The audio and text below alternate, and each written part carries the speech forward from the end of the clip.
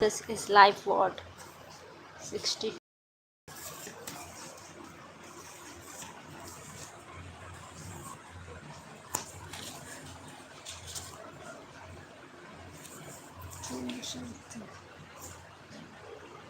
How your own mind works.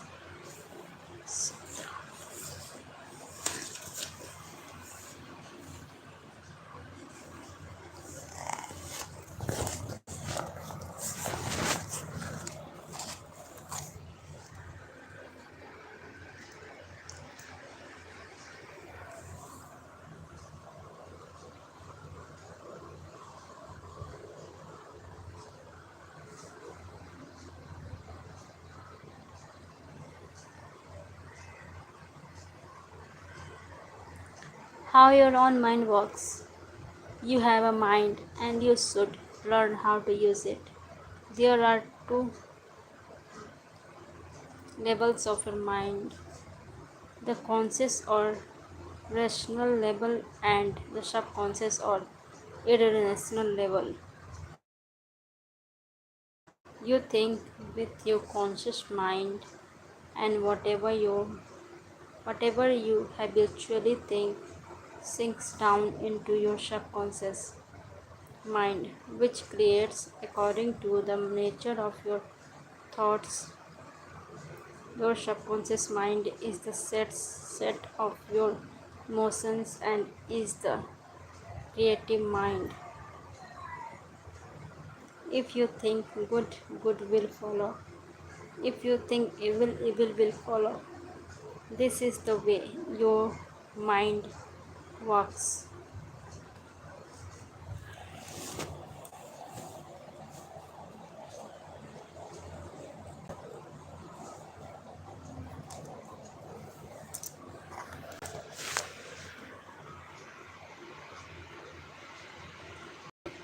The main point to remember is once the subconscious mind accepts an idea, it begins to execute it. It is an interesting and subtitle truth that the law of the subconscious mind works for good and bad ideas alike. This law, when applied in a negative way, is the cause of failure, frustration, and unhappiness. However, when your habitually thinking is harmonious and constructive, you experience perfect health, success, and prosperity. Peace of mind and a healthy body are inevitable when you begin to think and feel in the right way. Whatever you claim mentally and feel as true, your subconscious mind will accept and bring forth into your experience. The only thing necessary for you to do is to get your subconscious mind to accept your idea, and the law of your own subconscious mind will bring forth the health, peace, or the position you desire. You give the command or decree, and your subconscious will faithfully reproduce reproduce the idea impressed upon it. The law of your mind is that you will get a reaction or response for your subconscious mind according to the nature of the thought or idea you hold in your conscious mind. Psychologists and psychiatrists point out that when thoughts are conveyed to your subconscious mind, impressions are made in the brain cells. As soon as your subconscious accepts any idea, it proceeds to put into effect immediately. It works by association of ideas and uses every bit of knowledge that you have gathered in your lifetime to bring about its purpose. It draws on the infinity power, energy, and wisdom within you.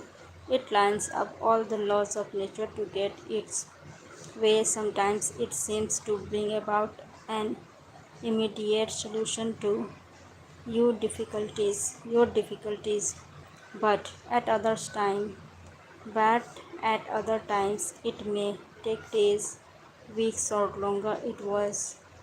It weighs our past finding out. Conscious and subconscious terms differentiated. You must remember that these are not two minds, they are merely two spheres of activity within one mind. Your conscious mind is the reasoning mind, it is that phase of mind which chooses, for example, you choose your books, your home, and your partner in life.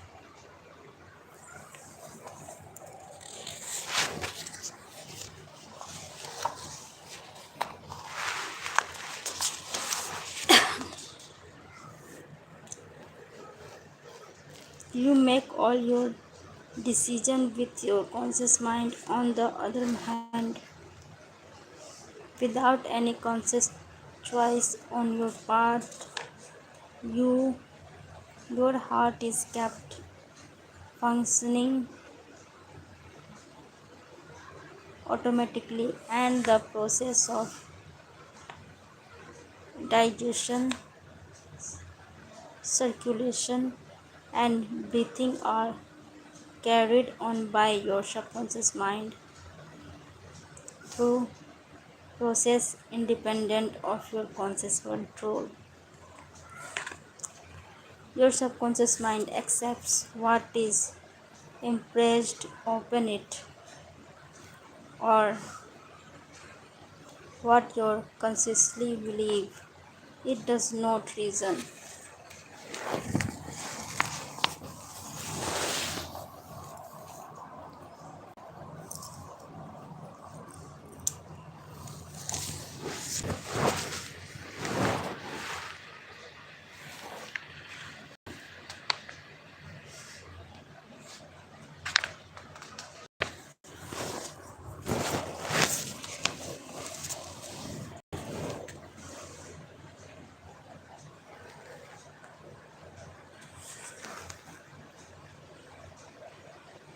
Remember, your subconscious mind does not engage in proving whatever, whether your thoughts are good or bad, true or false, but it responds according to the nature of your thoughts or suggestions. For example, if you consciously assume something as true, even thought it may be false, your subconscious mind will accept it as true and proceed to bring about results which must necessarily follow because you consciously assumed it to be true.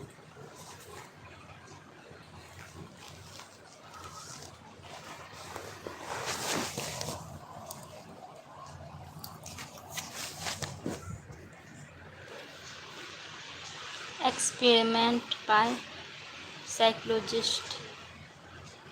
Innumerable experiments by psychologists and others on persons in the hypnotic state have shown that the subconscious mind is for a reasoning process.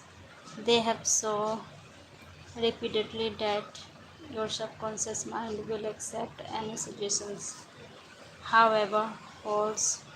Having once accepted any suggestion, it responds according to the nature of the suggestion given.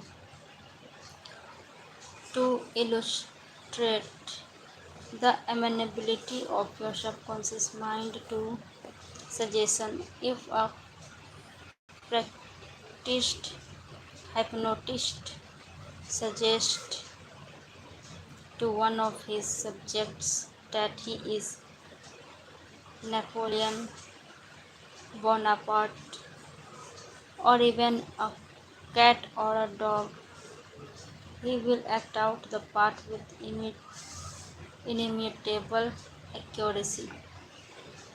His personality becomes changed for the time being. He believes himself to be whatever the operator tells him he is.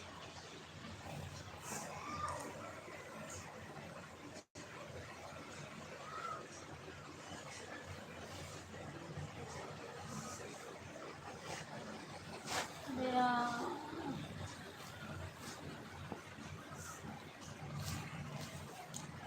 A skilled hypnotist may suggest to one of his students in the hypnotic state that his back itches, to another that his nose is bleeding,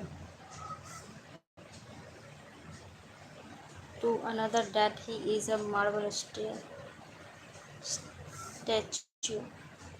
to another that he is freezing and the temperature is below zero.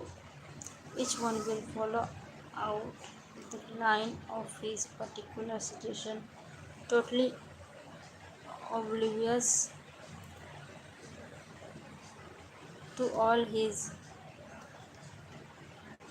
surroundings, which do not pattern to his idea.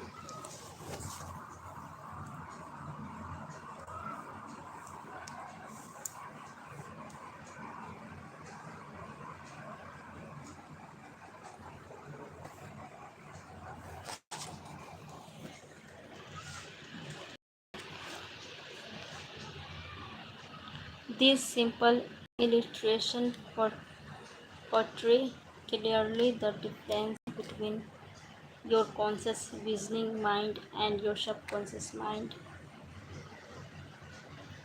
which is impressional, non-selective, and accepts as true whatever your conscious mind believes to be true. Hence, the importance of selecting thoughts, ideas, and premises which bless, heal, inspire, and fill your soul with joy.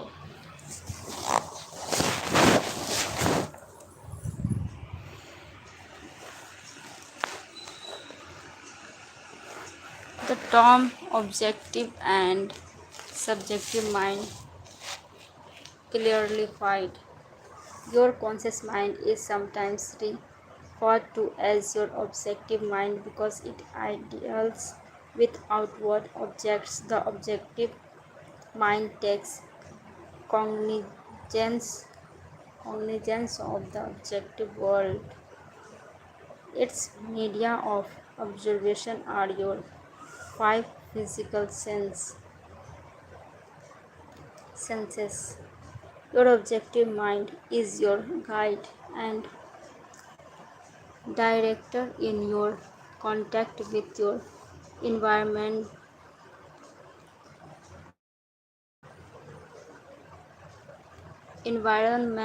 Your gain knowledge through your five senses. Your objective mind learns through observation, experience, and education. As previously pointed out, the greatest function of the objective mind is that of reasoning. Suppose you are one of the thousands of tourists who come to Los Angeles annually. You would come to the conclusion that it is a beautiful city based upon your observation of the parks, pretty gardens, majestic buildings, and lovely homes. This is the working of your objective mind. Your subconscious mind is the often times referred to as subjective mind. Your subjective mind takes cognizance of its environment by means independent of the five senses. Your subjective mind perceives by intuition. It is the set of your emotion and the storehouse of memory. Your subjective mind performs its highest functions when your objective senses are in abeyance. In a word, it is that intelligence which makes itself manifest when the objective mind is suspended or in a sleepy, drowsy state. Your subjective mind sees without the use of the natural organs of vision. It has the capacity of clear vacuums and clear audience. Your subjective mind can leave your body, travel to distant lands, and bring back information of oftentimes of the most exact and truthful character.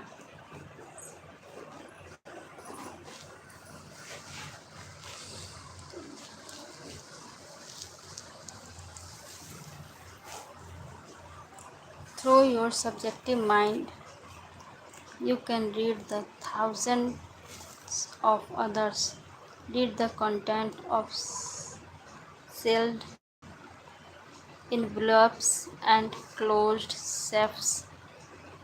Your subjective mind has the ability to apprehend the thoughts of others without the use of the ordinary objective means of communication. It is of the greatest importance that we understand the interaction of the objective and subjective mind in order to learn the true art of prayer.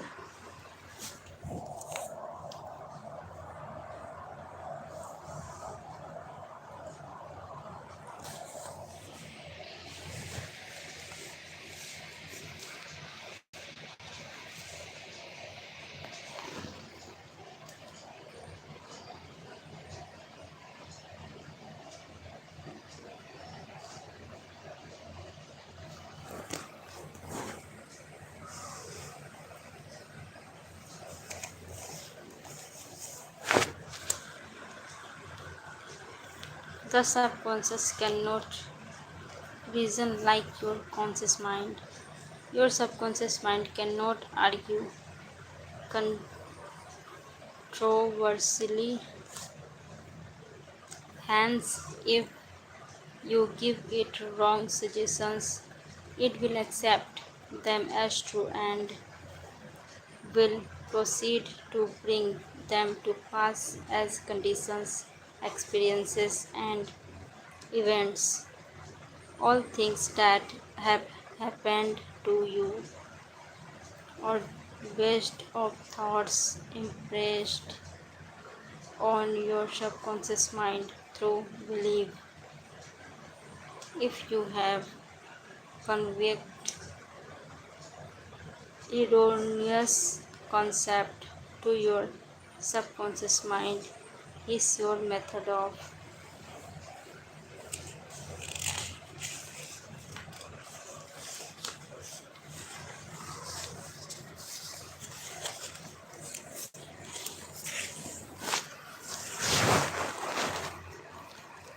overcoming them is by the repetition repetition of constructive harmonious thoughts frequently repeated which your subconscious mind accepts those forming new and healthy habit of thought and life for your subconscious mind is the set of habit.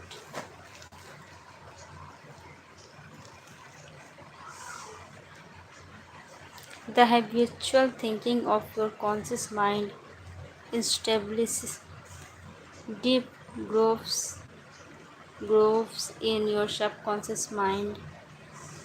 This is very favorable for you if you have indulged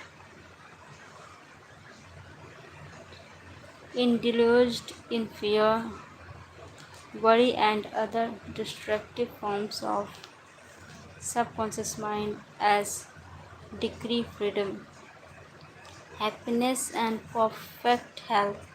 Your subconscious mind being creative and one with your divine source will proceed to create the freedom and happiness which you have earnestly decreed.